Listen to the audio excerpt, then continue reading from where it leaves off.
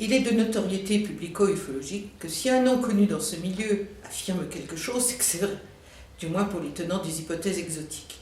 Et il ne manque pas de telles signatures dans cette activité de loisir. Leurs dires se télescopent et ou se contredisent sans que les hypothèses des uns et des autres ne soient rédhibitoires entre elles et en leurs croyances en tant que vaisseaux spatiaux ou sondes exotiques, voire projections mentales et j'en passe.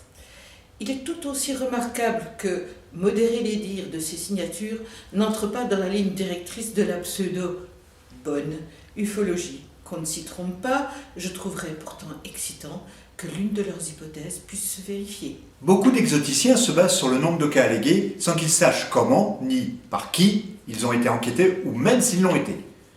Toute personne intéressée par le sujet sait que les moines copistes de l'ufologie ont fait beaucoup d'erreurs, ont omis volontairement ou non des vérifications. Privilégier la quantité à la qualité est un mal profond de l'ufologie que l'ufoscepticisme a révélé depuis des années.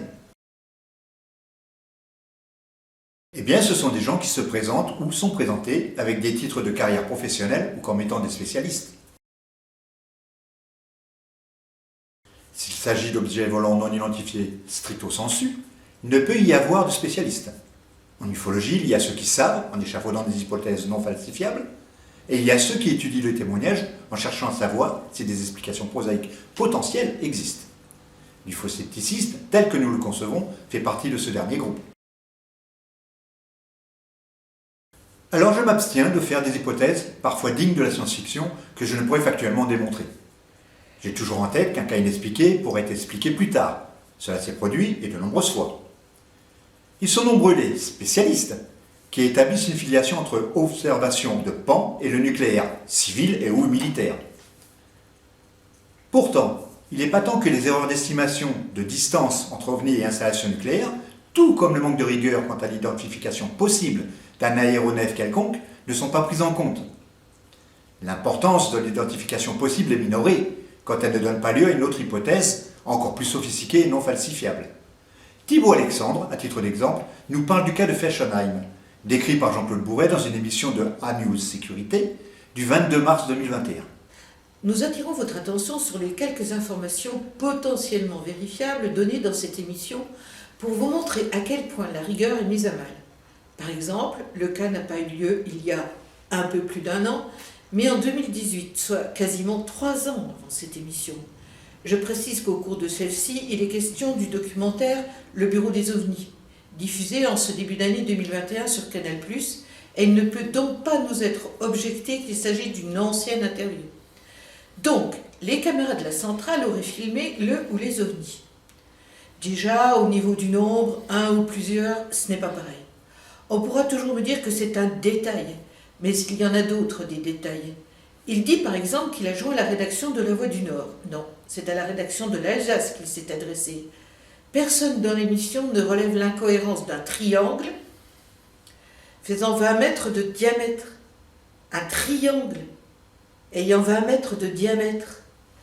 La description qu'il a donnée au journal L'Alsace est, comme l'écrit le journaliste, un cocktail d'images, d'épinal, des observations ufologiques. Elle n'est pas si sobre que celle donnée lors de l'émission. Un détail, peut-être, encore, mais quand on tient un tel scoop, la moindre des choses est que, globalement, les descriptions données à divers endroits se ressemblent. Comme le stipule Thibault, les caméras de surveillance des centrales filment vers le bas et aux alentours, et pas en l'air. On avait déjà eu cette histoire de caméras de surveillance qui aurait filmé un ovni au-dessus de la centrale nucléaire de Golfech. Il s'était avéré que cette information était fausse. Certes, si un ovni avait survolé la centrale à basse altitude, peut-être aurait-on pu voir les témoins regarder en l'air, mais comme rien n'avait alerté la sécurité, sur le moment, les films n'avaient pas été conservés. Pour en revenir à Fessenheim, concernant les enregistrements, il est raconté que les ovnis étaient parfaitement visibles sur le film, mais que les autorités militaires ont mis la main dessus. Comment peut-on être aussi affirmatif sur le fait que les ovnis étaient parfaitement visibles sur le film, puisqu'il y eut une mainmise de la part des autorités militaires? Sauf si Jean-Claude Bourret a eu des accès que nous n'avons pas. C'est toujours possible, mais il n'en dit rien. C'est pratique. Petite précision. Essayez de bien suivre. Dans son laïus, le narrateur dit que l'armée lui a téléphoné pour lui demander s'il y avait une enquête journalistique concernant la sécurité des centrales nucléaires, avec survol de drones, parce que eux avaient avaient déjà survolé des centrales avec leurs propres drones. Et ça n'interpelle toujours personne dans l'émission. Au contraire, après que le narrateur ait affirmé que nous sommes surveillés par de nombreuses civilisations d'ailleurs, et particulièrement au niveau nucléaire, on entend un « Absolument. péremptoire ». Je ne parlerai pas des informateurs de M. Bourret, puisque pour Fessenheim, il a été joint via sa page Facebook, que l'armée lui a téléphoné, etc. Bref, il protège ses sources ou il n'a pas pu les vérifier? Monsieur Bourret, très sûr de lui, se trompe encore quand il parle de bombe au plutonium pour Hiroshima. Il s'agit d'une bombe à l'uranium. Ça fait beaucoup de détails. Fessenheim est le cas typique de la volonté de certains ufologues à vouloir absolument démontrer une relation entre ovni et nucléaire, sans que la moindre prise prosaïque ne soit validée ou éliminée. Thibault Alexandre a rapidement mis en évidence 2 survols, potentiellement à l'origine d'une méprise. Voici 2 captures montrant des avions fort proches de la zone d'interdiction de survol et pouvant avoir créé une erreur d'interprétation.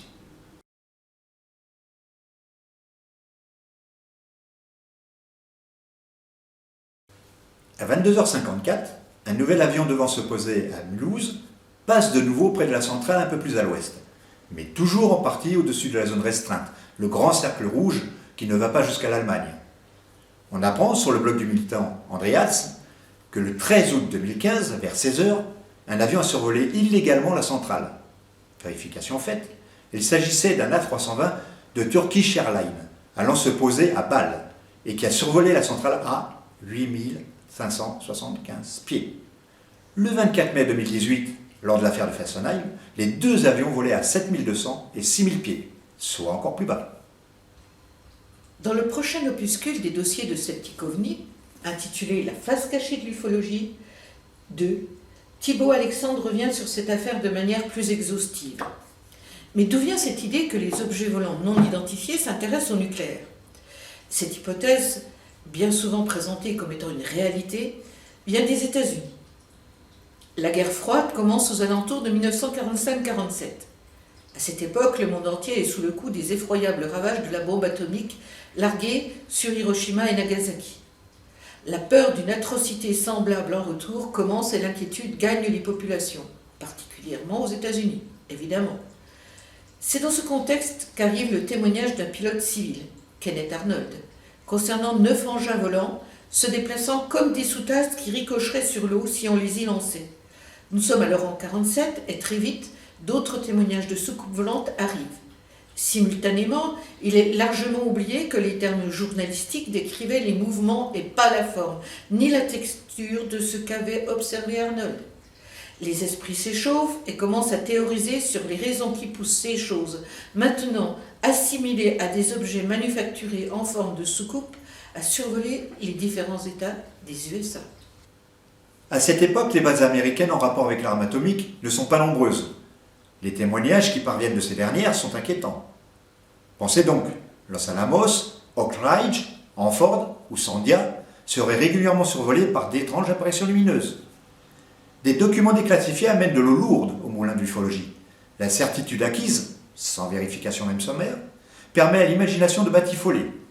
Les E.T., alertés par l'emploi du nucléaire civil ou militaire, viendraient nous avertir du danger en cas d'incident, d'accident ou de l'utilisation de ces bombes. C'est vrai que les humains n'étaient pas capables d'y penser seuls. Donc, 1945, première bombe atomique sur des villes, et première visite de soucoupe volante en 1947. Distance dans l'espace et limitation à la vitesse de la lumière ne posent aucun problème aux défenseurs de l'affiliation ovni et nucléaire. De leur planète, les E.T. auraient vu les explosions, puis se seraient mis en route et hop, en 2 ans, des armadas de soucoupes volantes ont surgi. Un excellent scénario à la Jimmy Gueux, tel dans son ouvrage « Demain l'Apocalypse chez Fleuve Noir ». Ne parlons pas de la puissance de ces explosions au regard de celles produites par notre Soleil, qui immanquablement les aurait masquées. Beaucoup d'exoticiens ont considéré cette hypothèse comme étant inepte. Mais la dissonance cognitive s'est mise en marche. Les exoticiens se sont barricadés à grands coups de physique quantique pour maintenir leur croyance à une relation ovni et nucléaire. Plus question de distance dans l'espace, ni de limitation de la vitesse de la lumière, c'est quantique. Voyons à présent la teneur de certains témoignages sur lesquels les tenants de cette hypothèse se basent. En juillet 1948, Alors qu'il survolait la ville de Montgomery, en Alabama, un pilote, son copilote et quelques passagers observèrent un appareil ayant une forme allongée, un peu comme une fusée de bande dessinée, avec des hublots. L'objet sortait d'un nuage et le pilote pensa qu'il allait percuter son avion. La narration fait penser à un objet manufacturé et habité puisqu'il est fait mention du hublot ou de fenêtre selon les récits. La vitesse de cet objet, qui est estimée on ne sait par qui ni comment, aurait été de l'ordre de 4000 km/h. Pourtant, ne serait-ce pas un bolide, un météore? Il n'est pas rare que des témoins de bolides décrivent des hublots. Grâce aux caméras disséminées un peu partout dans le monde, on peut maintenant retrouver assez souvent le passage de tels bolides, qui ont si souvent leurré les témoins. Si les ufologues lisaient simplement les cas classés A et B au GEPAN, ils en apprendraient beaucoup plus qu'en se focalisant sur le nombre de cas inexpliqués. Il faut garder à l'esprit que personne n'est à l'abri d'une erreur d'identification, voire de la non-reconnaissance d'un objet prosaïque, mais rare, ou observé pour la première fois. Cette année 1948 verra de multiples descriptions, dont des boules de feu se déplaçant à des vitesses très élevées. Les couleurs sont variables, blanc, rouge, verte, comme les bolides. La couleur verte d'ailleurs est un élément d'étrangeté qui fait rejeter l'hypothèse bolide. Depuis, on sait que cette couleur est assez classique de ces météores. Alors oui, en France, il y aura toujours des ufologues prompts à dégainer une liste de cas censés prouver le survol d'installations civiles ou militaires, y compris bases aériennes, voire sous-marins à propulsion nucléaire. Des cas bien souvent survenus à l'étranger d'ailleurs, ce qui ne permet pas ou très difficilement de vérifier ne serait-ce qu'avec le célèbre QQ ou QCP. Qui, quoi, où, quand, comment et pourquoi. C'est plus top. L'OVNI du voisin est plus sérieux, plus consistant, plus solide, plus vert aussi parfois. Mais posez-vous la question légitime du ratio. Combien de cas et sur combien? Car outre les vérifications élémentaires, la question est bien là. Et puisque les ovnis seraient comme attirés par le nucléaire, pourquoi les aficionados de cette hypothèse n'ont-ils pas travaillé sur les observations de Pan en rapport avec les dizaines de milliers de paratonnerres à tête radioactive qui ont été installés jusqu'à leur interdiction en 1987 et qui sont toujours en place? On me rétorque souvent que le cas d'Is-Salas est une preuve évidente de l'intérêt des ovnis pour le nucléaire. Robert Salas était en mission sur une base militaire américaine lorsqu'il a aperçu un ovni rouge-orange brillant, nous dit-on volontiers. Il déclare, dans une interview en date du 21 novembre 2018, que sa vie a changé, et ça, nous voulons bien le croire. L'ovni, qui était en stationnement juste au-dessus de la base et à faible altitude, aurait provoqué une panne générale d'électricité.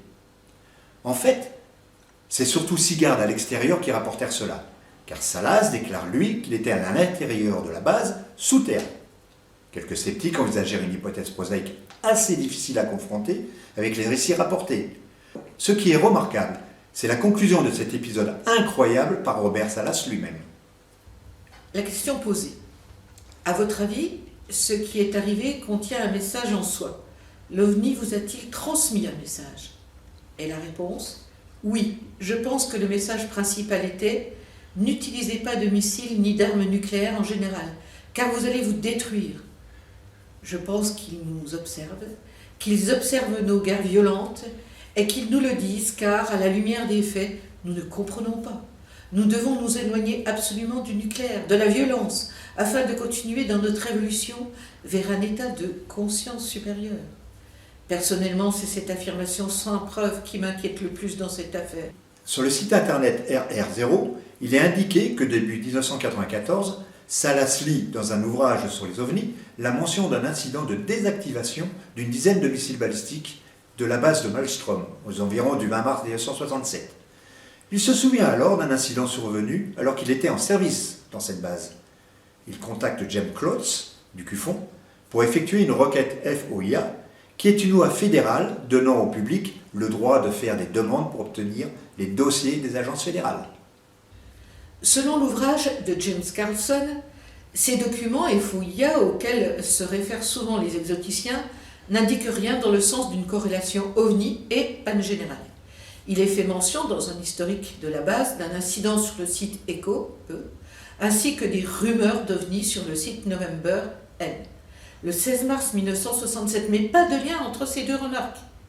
L'investissement dans les études qui suivirent à propos de ce qui causa l'arrêt des missiles a largement été déformé par Salas et Hastings. Rapidement, il est apparu que cette affaire était digne d'une histoire imaginée que même les témoins de première main dénoncèrent. Point d'OVNI dans les documents FOIA et les versions successives et différentes de messieurs Salas et Hastings ne sont pas en faveur des faits réels. Par exemple, Salas a admis s'être trompé sur le jour, c'était une semaine plus tôt dit-il maintenant, et qu'il ne se souvenait même pas du site où il était lors de l'incident qu'il a en mémoire. Pourtant, selon les tenants, ce cas est considéré comme étant une des preuves les plus solides du dossier nucléaire et OVNI. Nous vous invitons à suivre les liens mis en fin de cette petite vidéo, ils sont édifiants et implacables. En conclusion, rien ne vient étayer la parenté entre OVNI et nucléaire, sauf à forcer le trait et à vouloir à tout prix la prouver avec des éléments fragiles, sans aucune consistance. Les pans sont majoritairement, pour ne pas dire quasi toujours, observés en dehors de la verticale ou du périmètre de sécurité des centrales nucléaires et autres sites militaires.